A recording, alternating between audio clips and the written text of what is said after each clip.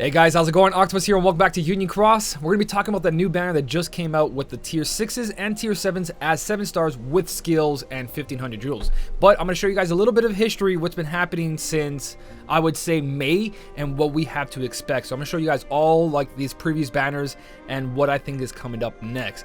So I haven't logged in today. I just got some free time now. I didn't stream last night either, but there might be a stream tonight. I'll let you guys know. It might be with Byron and Anthony, or it might just be with me.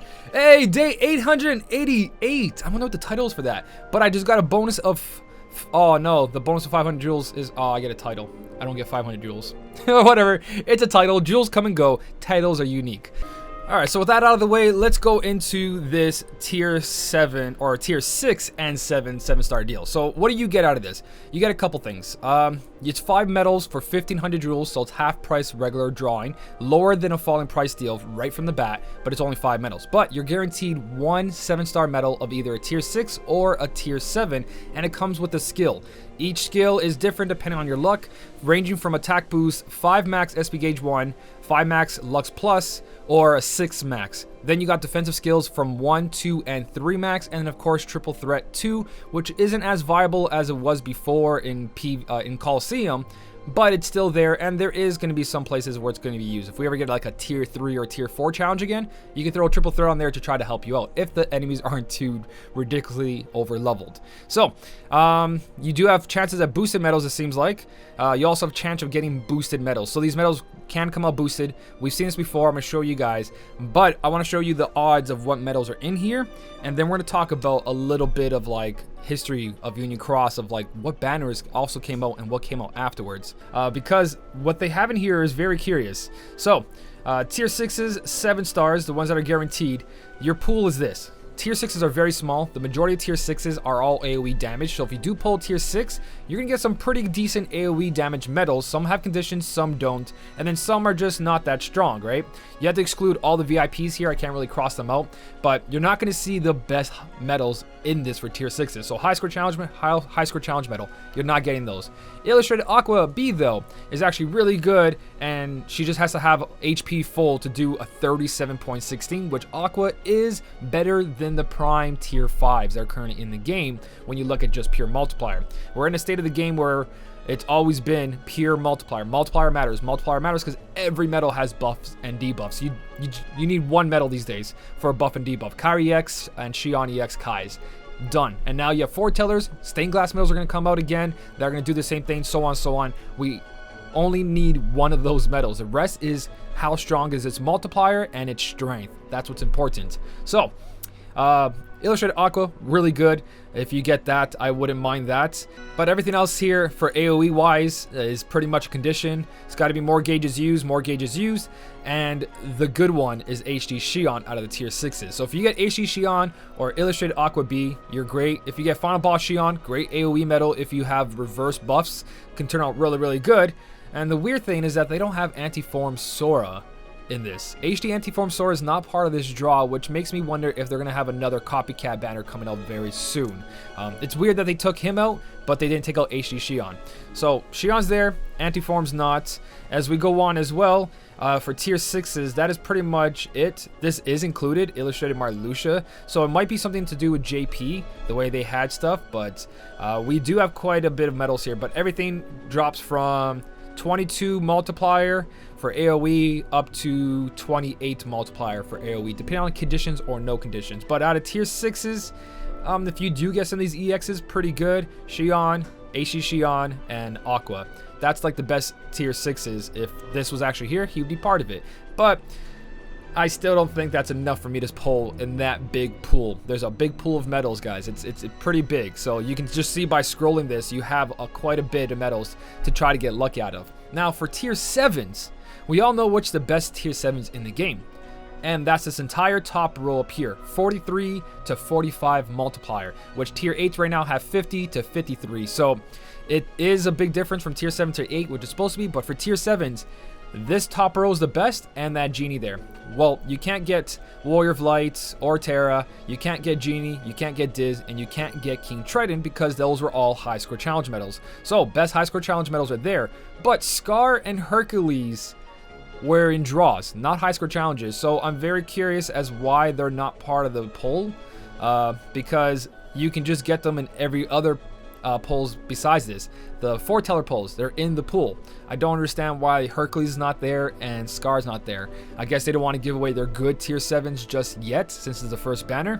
But from that point forward, you've got pretty much everything else. You've got Kairi and Sora, you've got the foretellers. Of course, you don't have more high score challenge medals here or VIP, but then you got the AoE medals that were the best in the game for free to play because they sat in one slot.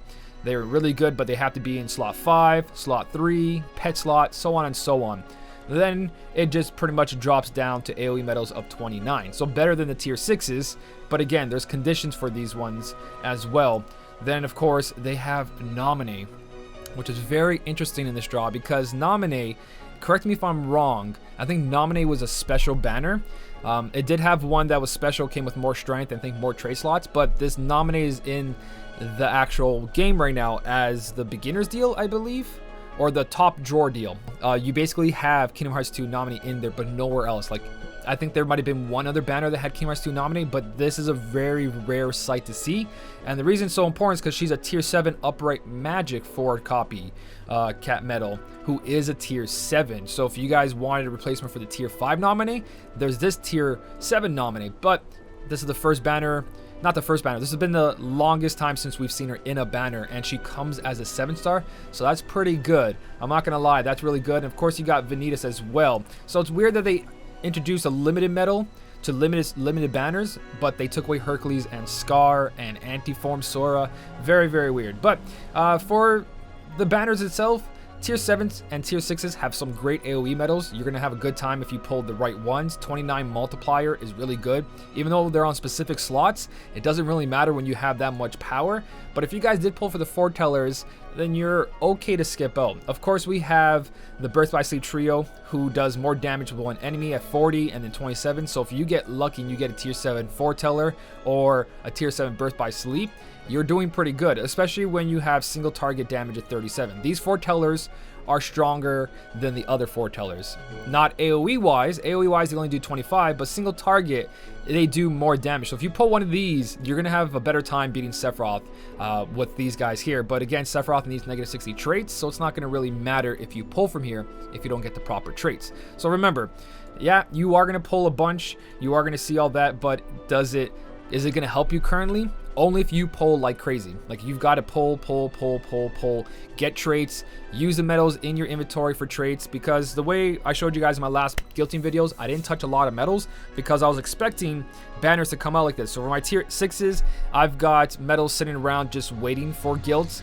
Actually, no, tier 6s, because the pool's so small, I didn't do that. But for tier 7s, I ended up doing that because I'm waiting to get guaranteed tier 7s. And my free-to-play count, I have not touched anything. Like, I haven't fused these final forms into this one yet because I'm waiting for tier 7. Same thing with Zax. I'm waiting for the tier 7s to be straightforward in the poll system. So I've got other stuff going on here and there for that, and I'm waiting. My free-to-play count has pure maxed out inventory because of this. So the question is, should you pull from this? Is it worth the sub slots? Because majority of this poll is, hey, sub slots. You guys can increase your sub slots with tier 6s and 7s for 1,500 jewels, and you might get lucky and get multiple. It does come with VIP coins, so it goes towards that as well. 3,000 jewels, 10 VIP coins. That's the norm for 10 VIP coins. 3,000 jewels, 10 VIP coins. So the value is there for that as well. So sub slots, guaranteed tier 6, 7 stars with skills and possibly other stuff that might really help you.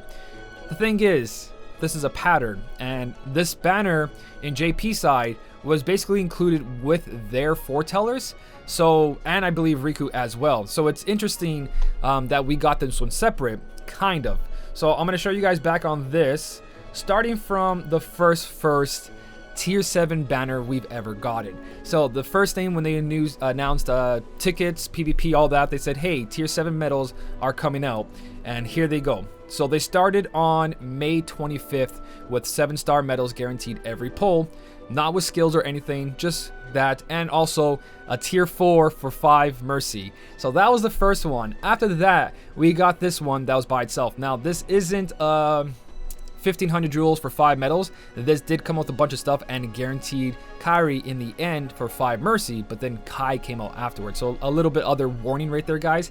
This kind of little pattern is also showing a new buffer maybe, but you had tier 4, 7-star medals guaranteed every pull on a fallen price deal, and 5 pulls got you a Kyrie, which was pretty cool. It was a pretty good banner, and if you got the tier 7s came with a skill, attack boost 6 max, defense 1 to 3 max, attack boost 5 max, lux plus triple threat. The same exact skills on this banner on every tier 4 that you pull, but they didn't show that over here. They added that graphic later. So that was tier 4s. So what happened after this? We got Prime Axel, our first tier 4 Prime medal after getting a banner that was tier 4s guaranteed every pull. Now we got guaranteed tier 4s every pull, and you got a really good Prime medal that was better than any tier 4 in the game. And then from there, you got KHUx 17, then you've got the Woody, Lee and Isa, so on and so on. A lot of Prime tier 4s came out, but it all started with a banner that kind of looks like our banner right now. So that pattern happened, and then this happened. A half price, only 5 medals, tier 7 4 again. And this time, it didn't come with skills, so this banner was a little bit weaker, and we kind of just skipped out on this one, unless you really wanted sub-slots. So 1,500 jewels, you can only pull 3 times per day. There was a limit, but you've got yourself a tier 4 7-star. So people are like, sub-slots, I'm going to get my sub-slots off with tier 4s. That was the thing. What happened right after this banner? You got tier 5 Prime medals, starting with the Incredibles, and then from the Incredibles, you got Prime Roxas versus Shion, Prime Roxas, Illustrated Roxas, Prime, you got quite a bit. No, not Illustrated Roxas. You got a lot of tier 5 Prime medals that also came out again that we just talked about. So after having that banner of guaranteed tier 4s, tier 5s came out. And after tier 5s came out, boom, you got yourself tier 6s, half price, every pull. So that means that these are going to be part of a Prime banner. They're going to be part of the stained glass banner. So if you guys want these for your sub slots, just wait it out. In my opinion, if you really want the sub slots right now, and you have jewels like no tomorrow and you don't care about it, and you can just buy more, or you just want to do this for fun, you can. But in my honest opinion, with the pattern I just showed you, this is going to be part of like this for guaranteed tier 8 7-star, tier 7 7-star Prime medals, EX plus medals, so on and so on. These are EX plus medals, that's why they're 10 mercies. Once we get to the Prime medals, they're going to be 5 mercies. Because these are EX pluses, they're important. They value these higher than the Prime medals, but when Prime medals come out, they are super strong. So I would just wait it out, guys, in my honest opinion. I just want to show you a little bit of the history. I want to show you what was going on, what was in the polls, what was your odds, and everything from here is up to you guys. For me personally, I'm not polling, so we're going to carry on from there and give our free poll. I'm 2 days behind. I missed 2 days, so I'm not getting 3,000 jewels unless I get super lucky twice, which is not going to happen. So I'm getting 2,000 jewels. You guys should be getting 3,000. We did get 10,000 jewels for logging in for celebrating the TGS trailer. So 10,000 jewels for JP and Global. There is 6,000 jewels in the Hades Cup. There's 3,000 jewels in the Classic Kingdom. There's 3,000 jewels from the survey. So this month has been crazy for jewels. And as you can see, my main account and free play account have both saved up 45,000 jewels plus. My free to play is at 45, this one's at 57. I haven't done Classic Kingdom on either one, and I'm skipping the foretellers. I'm waiting for these primes. This is a huge sign, like I've been telling you guys, primes are coming. And if primes don't come, 5 mercy pulls are gonna come with this, because I just showed you 3 months worth of banners that showed the replacements so quickly, and those time dates between them were pretty quick. So May 25th, boom. You got June 1st. June 1st, you got that tier 7 banner. After June 1st, June 8th, Prime Axel. After Prime Axel, Prime KHUx 17 on the 15th. And then next month, what was July 3rd, you got that banner. After July 3rd, July 5th, tier 5 medals came right after. So you can see the space between is not that long. You guys should not be waiting more than 2 weeks for this change. And I would say in a month, there might be a new buffer.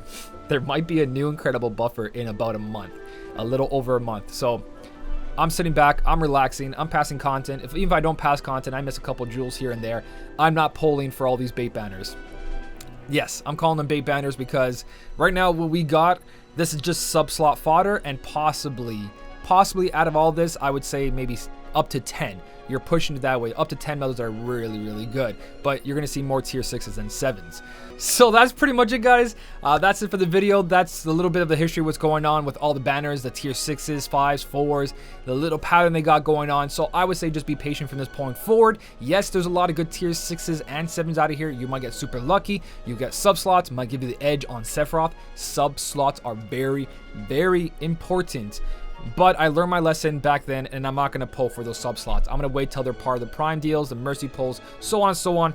But this is how big of a difference this makes. I almost have an extra 1 multiplier because of sub slots, and this is a mixture of tier 4s, tier 1s, tier 2s, and I'm almost at a whole extra 1 multiplier. So this Starlight has a booster of an extra 1 from Union Cross. Sub slots are so important. You don't understand.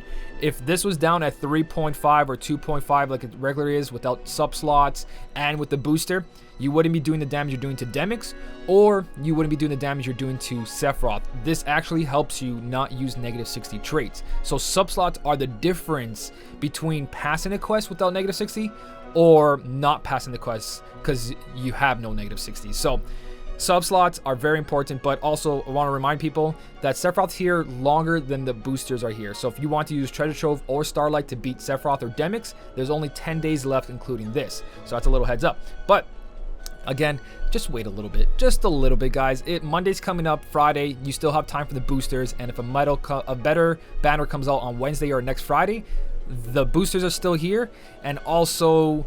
Well, no, not the boosters. Yeah, the boosters will still be here. The boosters will still be here. So you still have like a week to just relax for a second. Don't worry about all these sub-slot talk and everything.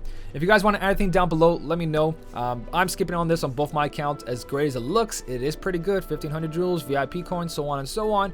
You still got to be a little bit careful on this, guys. Let me know what you think down below. If you did enjoy the video, don't forget to hit the like button. And as always, thank you so much for watching. Keep on smiling, and I'll see you in the next one.